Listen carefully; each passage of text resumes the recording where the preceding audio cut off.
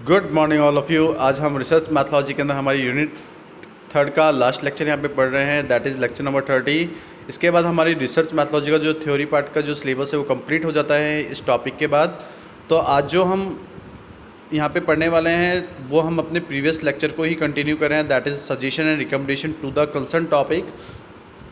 उसी को हम यहाँ पे कंटिन्यू कर रहे हैं। तो अगर आप देखें तो ये जो हमारा आरएम का थ्योरेटिकल जो पार्ट था, जो सिलेबस था, जहाँ पे हम अपने कलेक्शन ऑफ डाटा और रिसर्च रिपोर्ट प्रिपरेशन के मॉड्यूल को कवर कर रहे थे। तो रिसर्च रिपोर्ट प्रिपरेशन का जो हमारा मॉड्यूल था उसका जो लास्ट लेक्चर है यहाँ पे, उसको आज हम कंप्लीट कर लेंगे। तो इसके बाद हमारा जो रिसर्च मैथोलॉजी का जो सिलेबस है वो कंप्लीट हो जाएगा। तो अगर आप देखें तो हमने प्रीवियस लेक्चर के अंदर ये देखा था कि किसी भी कंसर्न टॉपिक पे अगर हमें रिकमेंडेशन और सजेशंस देने हों तो उसके लिए हमें स्मार्ट को फॉलो करना होता है। तो स्मार्ट के जो शुरू के जो दो कंटेंट थे, दैट इज़ एस और एम, वो हमने अपने पिछले टॉपिक के अंदर कवर कर लिया था। आज हम अपने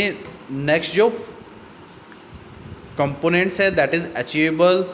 रिजल्ट ओरिएंटेड और टाइम बाउंड, उसको इस लेक्चर के अंदर कंप्लीट करेंगे। तो अगर आप देखें तो यहाँ पे हमारा जो थर्ड जो कंपोनेंट होता है दैट इज़ द अचीवेबल। तो अगर हमें कोई रिकमेंडेशन अचीवेबल के बेसिस पे इम्प्लीमेंट करना हो तो उसमें हमें अपनी चीज़ों को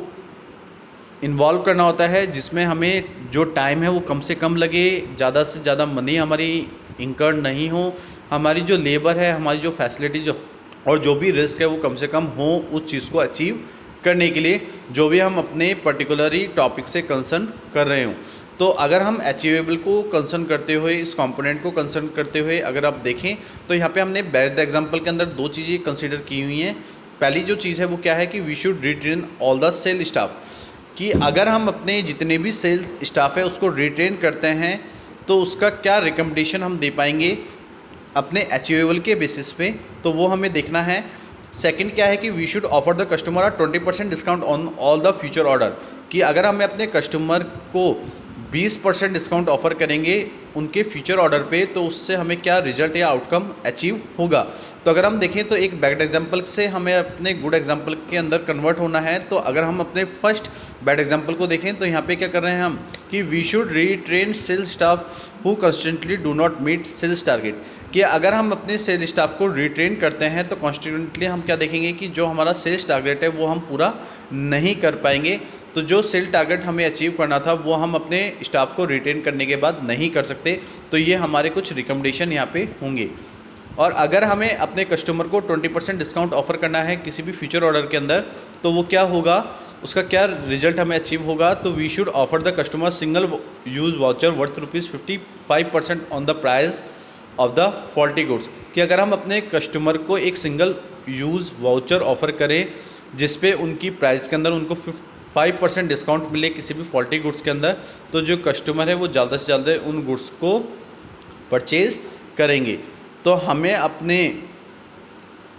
फ्यूचर ऑर्डर के लिए जो चीज़ें हमें अचीव करनी है तो वो हम अपने सिंगल यूज़ वाउचर के थ्रू भी कर सकते हैं जब हम उनको फॉल्टी गुड्स के अंदर 5% डिस्काउंट प्रोवाइड करेंगे। इसके बाद आप देख सकते हैं कि जो नेक्स्ट हमारा कंपोनेंट है that is the result oriented, that is R. अगर हम रिजल्ट ओरिएंटेड के बेसिस पे कोई रिकमेंडेशन प्रोवाइड कर रहे हैं जहाँ पे हम अपने स्टेक होल्डर को कोई एक अच्छा रिजल्ट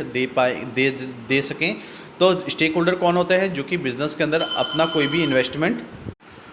हाँ, तो हम बात कर रहे थे कि जो स्टेक होल्डर्स होते हैं किसी भी बिज़नेस के अंदर, वो उस बिज़नेस के अंदर अपने इंटरेस्ट को क्रिएट करते हैं और उस बिज़नेस के अंदर इन्वेस्टमेंट करते हैं एक अच्छे आउटकम के लिए। तो जो स्टेक होल्डर्स है, अगर हमें अपने बिज़नेस से उनको एक गुड रिजल्ट प्रोवाइड करना है तो उसके बेसिस पे हमें किस तरीके से रिकमेंडेशन देनी होगी। तो अगर यहाँ पे हम अपने बैड एग्जांपल को देखें कि we should fire the sales person, कि अगर हम अपने बिज़नेस के अंदर से जो भी सेल्स पर्सन है अगर उनको हम फायर कर दें तो उसका क्या रिजल्ट हमें मिलेगा, हमारे स्टेक होल्डर्स को किस तरीके का रिजल्ट उससे मिलेगा। तो इसके बेसिस पे अगर हमें अपने रिकमेंडेशन को देना हो, तो अगर हमने देखा यहाँ पे जो बैड एग्जांपल है हमारा कि हम अपने सेल्स पर्सन को यहाँ पे फायर कर रहे हैं, तो this would not solve the underlying problem of the allowing untrained staff to serve customers.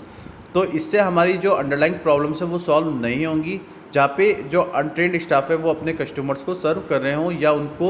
चीज़ें या इन्फॉर्मेशन प्रोवाइड कर रहे हों। तो अगर हम अपने सेल्स पर्सन को फायर कर देंगे तो उससे हमारी जो प्रॉब्लम्स है वो सॉल्व नहीं होंगी, क्योंकि जो अनट्रेन्ड स्टाफ है वो फिर कस्टमर से डील करने लगेगा।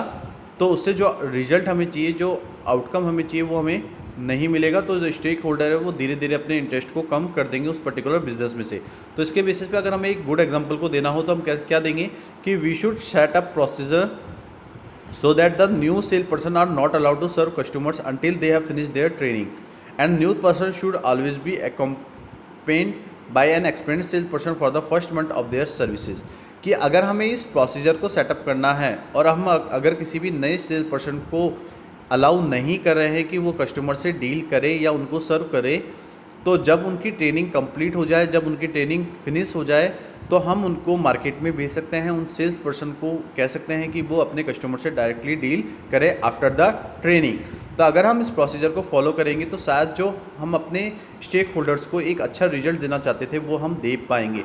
और अगर हम अपनी ऑर्गेनाइजेशन के अंदर, बिजनेस के अंदर कोई नया सेल्स पर्सन अपॉइंट कर रहे हैं, तो जब भी कोई नया सेल्स पर्सन किसी भी बिज़नेस के अंदर आता है तो हमें क्या एक्सपीरियंस करना होगा कि जो भी हमारे सेल्स पर्सन जो कि एक्सपीरियंस है इस पर्टिकुलर फील्ड के अंदर, उनके साथ हमें अपने जो नए सेल्स पर्सन है उसको 1 मंथ तक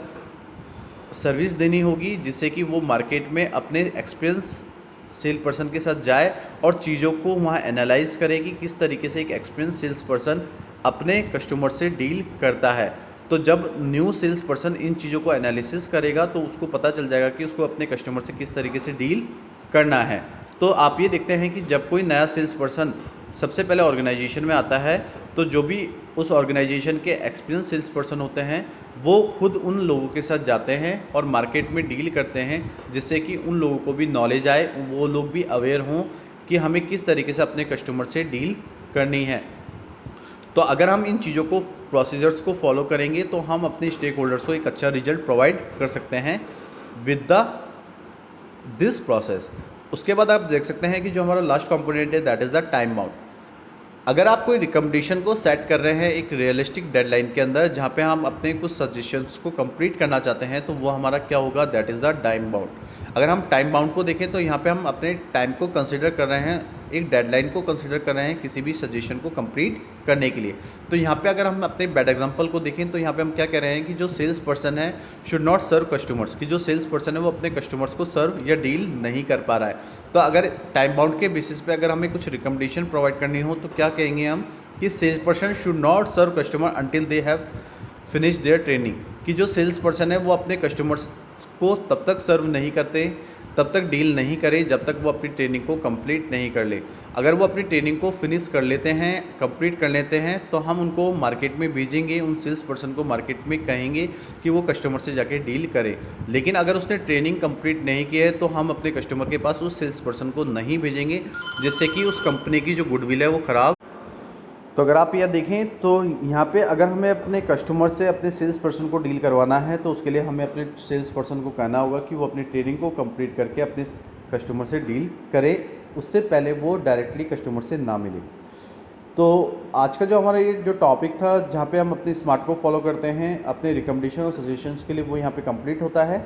और उसके बाद अगर हम देखें तो यहाँ पे एक नया टॉपिक है यहाँ पे जिसको हम अपने 2 पॉइंट्स के थ्रू कंसिडर कर रहे हैं। तो जो सजेशन और रिकमेंडेशन हम किसी भी एक पर्टिकुलर टॉपिक के कंसर्न में